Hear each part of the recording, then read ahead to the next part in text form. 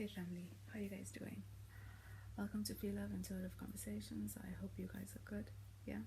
If you like my content, please do like, share, and subscribe. And yeah, if there's any negativity, if there's any hate, please do keep that on your side of the street. Okay, won't be acknowledged. Cool. So, family, in this video, I'm being guided by spirit to get into us looking into and talking about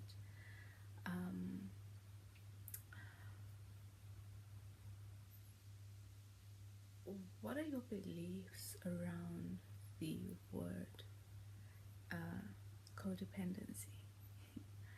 And is it something, some people, you talk about codependency and they automatically bundle the word up together with all the mental health issues and whatever the mental health industry teaches around narcissism and whatever they say whenever they talk about codependency, right? However, when we take time to go within, right? And well, if you take the time to go within at all, do your belief systems around the idea of codependency, do they exist within you in any kind of way that leaves room for you to somehow also recognize yourself in what you believe codependency is? When you go within and do your inner work, are you able to pinpoint and be real and honest with yourself about where in your life you may be really let me not say really, but where you may be codependent? Are you able to recognize where codependency is a limitation for you in your life? Who are you codependent on? What are you codependent on? Thoughts, ways of being. What insecurities do you have within yourself that make you codependent? Are you codependent because of fear? Are you codependent because, thinking about the unknown, or thinking about not having some sort of programmed idea of a support system that we've been so normalized into, that is completely based on codependency, right? Everything the system has taught to us about relationships and family, it's all based off of codependency, because the people who manage the system understand that codependency is a very big limitation for humans. If you're codependent, you're limited. If you're codependent, you live within a certain border and limitation and belief of need for something on the outside of yourself, or on a belief, or on a way of being, or something that keeps you attached to something, right? The moment you're attached to something, you're codependent. You believe you need it. You believe it has to be a part of you in some way. The way they've programmed things like love into us, it's all programmed into us through ideas and frames of mind that exist around attachment and codependency. And on top of that, they put another layer of programming within us on those attachment and codependent programs around love, right? They put another program within us that if somebody doesn't adhere to those kinds of ways of being, however they've programmed the codependent idea of love and relationships and attachment, I don't care if it's with a spouse or a girlfriend or a boyfriend or with family, right? All of those kinds of relationships that exist around how we're supposed to, or how we believe we're supposed to garner love from something or someone on the outside of us, is all programmed into us through codependency, through need. And if we don't have that, that be reciprocated, we're programmed to go into insecurity, we're programmed to go into pain, we're programmed to go into friction. So much so that we place the ideas and programming of the codependent idea of love in relationships above actually prioritizing the next person being themselves. That codependency and the ideas around the codependency in love and attachment matter so much to us because of the lack programming, which is another layer, right? Matters so much to us that we will go into pain if someone doesn't adhere to the kind of limitations and borders we've created around the ideas that we've formulated within our minds around what they've programmed to you on love and attachment. We're codependent. That in our minds, within existing in our minds, existing within that frame of programming. Anything outside of codependency isn't possible if you're going to live according to that, right?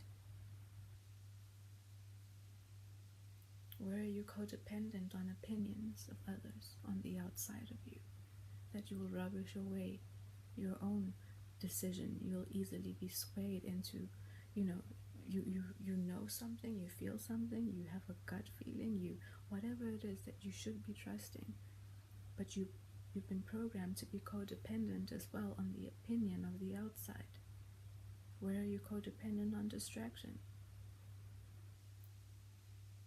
Where are you codependent on other people and energies to constantly be, within your space and distracting you from, running away from the discomforts that might, exist inside of you when you don't have people around?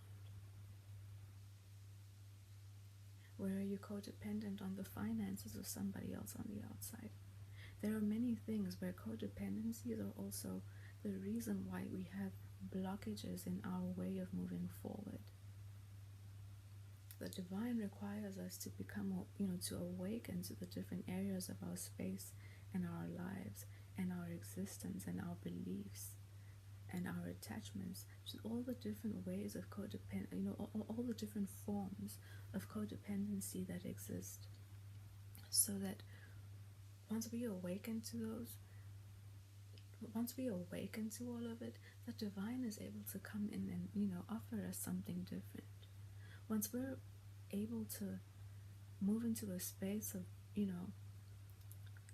at least considering the release of something we're codependent on, we then open up ourselves to a different choice, to a different option that is always there and available to us. We open ourselves to a perspective that shows us we've been limited over here, we've been stagnant over here, we've been stuck in energy over there. This person I'm codependent on might be a hindrance to me having to move into this direction. They're a blockage in my path. Their energy, their ways of being, I might be codependent on other aspects of them, but there's a certain energy they carry that also covers me and that also influences me, that distracts me and keeps me looking in one specific direction because I'm dependent on them, when really, you need to be looking in another way. Simple shifts in the things that we're codependent on allow for different shifts in other areas of our lives that probably for a very long time have been way overdue. But our codependency programming, that we also, because also the codependency thing is, very much so focused on in the mental health aspect of our of the industry and of our world, we also, it's one of those things that we try not to fully want to associate ourselves with, but not really realizing that it's an issue in different multi-layers of our lives.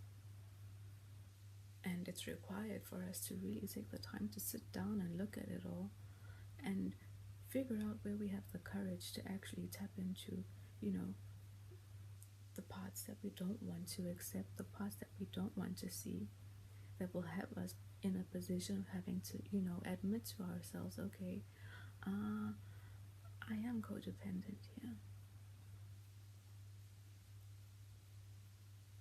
It's not just drugs, it's not just alcohol,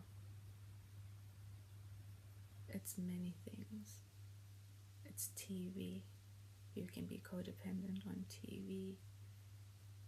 If it's not on TV, you gotta have it somehow available to you on your phone or on your tablet or whatever. Now people even have TVs and screens and things in their cars. You know, the system has codependency literally programmed and present and normalized into every aspect and area of our lives, to the point that we even have to know that we become so we exist so deeply in the fear that is a part of the whole act of codependency, that we tend to also not even realize how it puts us into a place of having to control things and people and all of that to make sure what we're codependent on doesn't disappear or abandon us, you know, in any way, shape, or form, because that will leave us into a space of existing in what we would feel is the unknown, right? I hope I'm making sense. Where is your codependency handing the power over to something or someone on the outside? Your ability to see, your ability to decide, your ability to choose, your independence, your independent mind, or your ability to think independently. Where is codependency in those ways being a limitation to you? It might just be a helping hand from a family member that turns into a crutch. But that helping hand from a family member means that that family member may at some point also decide that they're entitled to, you know, imposing some form of limitation and authority over you in your life. But you cripple yourself, you get comfortable, so you become codependent. You think it's always going to be available. And then when the divine steps in and pulls it out from under the rug, or starts fucking up their financial situation because the divine needs you to get independent, again, you focus only on the third dimensional aspect of it, and, you know, nobody pays attention to the way that, you know, the divine is also at work with us at every single moment, a part of every single conversation, you know, engaged in every thought. It's what, you know, the divine is here with us. The Most High is always with us. The higher energies are present and working and moving and influencing things. But also your codependency will create resistance to you being open to and intuitively moving with where the divine and the higher forces and energies that are trying to assist you and move you into a higher energy and state of being. Your codependencies are a limitation to that. So be careful as well. Okay, I don't want to fearmonger, but it's a thing, okay? You may think that you have some people are codependent and others needing them. I've said this before. And then somewhere along the line, their situation fucks up. Why? Because they've had a whole bunch of people codependent on them, and it gave them a sense of power, it gave them a sense of authority, it gave them a sense of validation. It made them feel like there's something, and then their situation fucks up, and now their life is a mess, and everyone else that was codependent on them, because you needed to satisfy your ego, you needed to satisfy your programming that told you you should be responsible.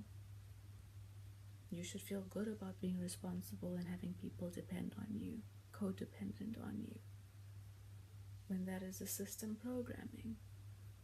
The Most High and the Divine is not about you being codependent. No, there's no growth in that. So, a lot of the things, like our finances and our whatever situations mean a whole lot more to us than what we would believe the Most High and the Divine. They don't really care. Everyone's life has a direction to move into. Everyone's life has a purpose within this machine that we exist in, in our universe, and that everyone's energy has a specific place and a specific purpose, right? Which is why we have come here, whether your growth, and there's a flow that we all are a part of, and a rising of vibration and energy and frequency that we're also all a part of, and in different dimensions and different areas of existence, other things take more priority over the third dimensional aspects that we've been programmed to that we've been programmed to focus all of our attention and importance on. But I understand it's difficult to kind of detach yourself from that. Why? Because in this realm, right, in the third dimensional realm, money and finances and the material are the things that we've been programmed to believe, make us something that we need to, or been programmed to believe we need to survive, right? And that give us some sort of higher standing among one another. So, all of that is definitely something that you can take into consideration, but I think what the Divine is just trying to get us to understand and incorporate into things when we think about our lives in a broader view is that there are other things also simultaneously at work. So we shouldn't always just see the things as happening to us, right? And releasing our attachments, recognizing that we're codependent, can only help us and can only be to our own benefit in the end, right? Where can you free somebody? Where can you free yourself? Where can you elevate in your own perspective by releasing a codependency? Where are you complacent because you're codependent on something?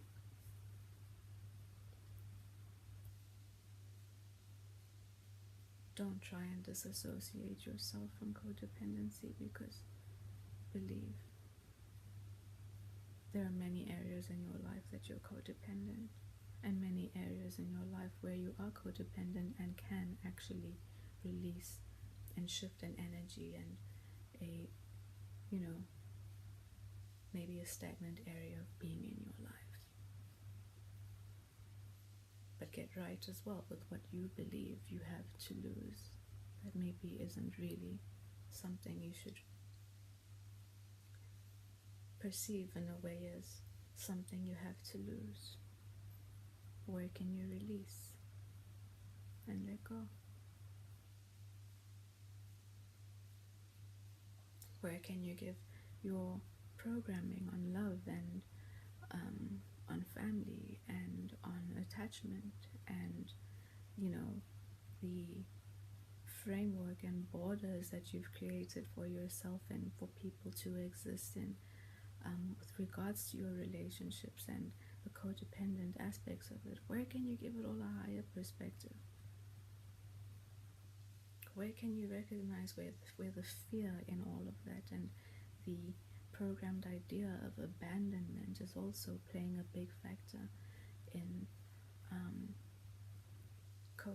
in you being codependent or needing to control things. It's a big topic, huh? Something to think about. But I guess something we will talk about again in the future from a different angle. Yes. Anyway, family, let me pull a card or two. Today, I'm going to pull from the Flower Therapy deck by Doreen Virtue. Okay, and see what Spirit has to support our conversation here, or give someone a nudge who's watching the video. Give someone who's watching the video a nudge in a specific direction. Okay. May I have one card, please, Spirit? Thank you. Sign from heaven. So, hey, maybe this video, people who come across it may have been pondering and wondering, what are the options? Like, how do I move out of a certain space? What do I need to do? What do I need to do? Is it maybe that I'm not able to admit that I'm codependent? Is it maybe that I'm afraid to release something? I'm afraid of the idea of being abandoned. I'm afraid of, making somebody angry because I don't want to, because I've maybe acknowledged that I'm existing in an energy of codependency with something or someone. And I know that if I, release that, it might make the next person angry because, they're programmed to feel abandoned. They're programmed to feel hurt. They're programmed to feel like you're, the villain for trying to create or just, exercise yourself for a change in your own energy. People are programmed to get angry with those who move into a who move themselves into a state of self-preservation,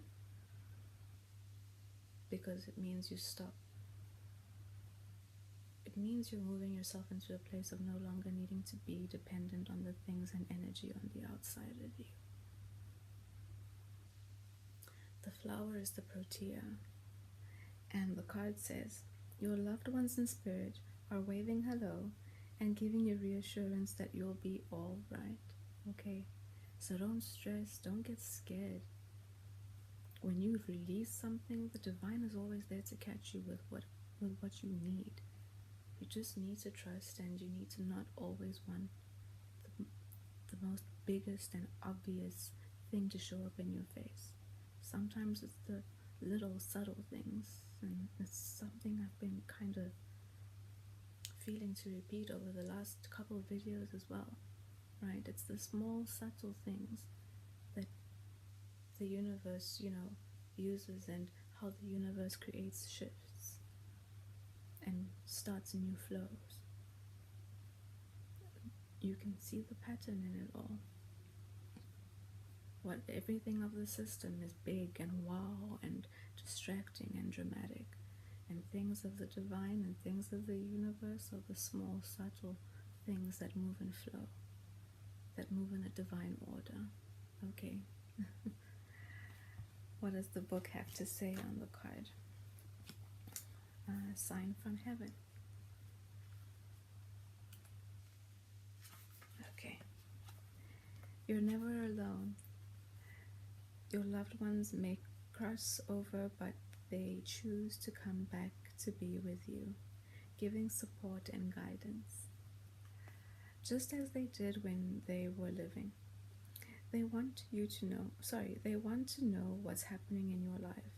Certain feelings or sensations running through your physical body are signs that your loved ones are near.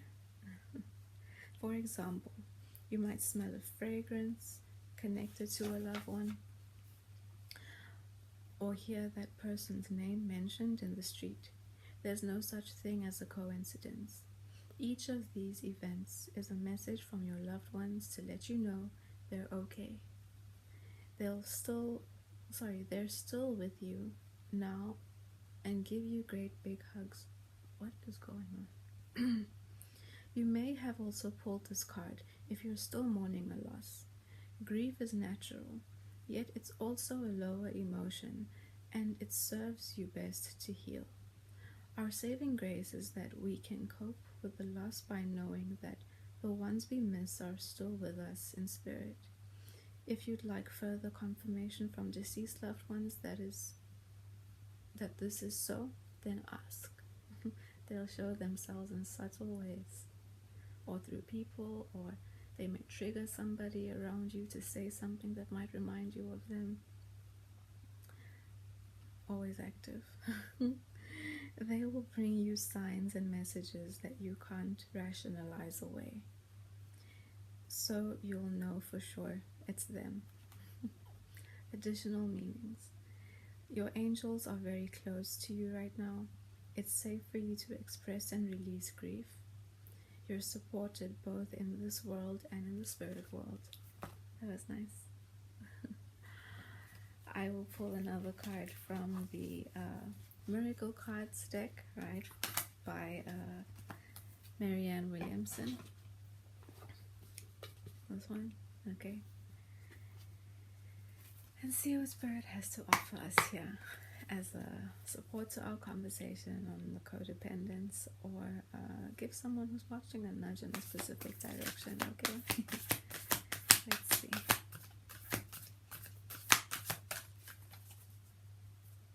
Have one card, Spirit, please. That's two. One. Yeah, just have one card, please. Thank you. Goal setting. Make it a priority. Set a goal. I mean, it's early in the year right now. Set a goal, write it down, ask for some support. Write it down on paper. Ask Spirit. We just spoke about our spirits, right? Guiding us in whatever it is. Ask them to support you and help you commit to looking into your codependencies and giving you the courage and the support and strength and whatever it is you might need. You know, ability to acknowledge, ability to process, you know, ability to identify and act and put it on the hearts of those around you to rather be in a supportive energy when you make your changes instead of making it hard. Again, you ask and you shall receive, right? And the divine is always there willing to assist us and help us and show us. It's us who have to be open and willing to receive it and to commit and choose yourself. Choose self-preservation. Okay? And recognize where you've become a victim to the programming of the system and remain susceptible to that, where it's constantly shaping your mind, constantly creating something else for you to become dependent on the outside of you. If the peace of God is our only goal, then we will succeed. No matter what the outcome of a situation, we detach from what things look like and embrace the love that is always present. That is the rock on which we stand, right? Anyway, Spirit. Anyway, family. I wish you a lovely rest of the day, wherever you are in the world or night. And yeah, I'll see you in the next video, okay? Bye.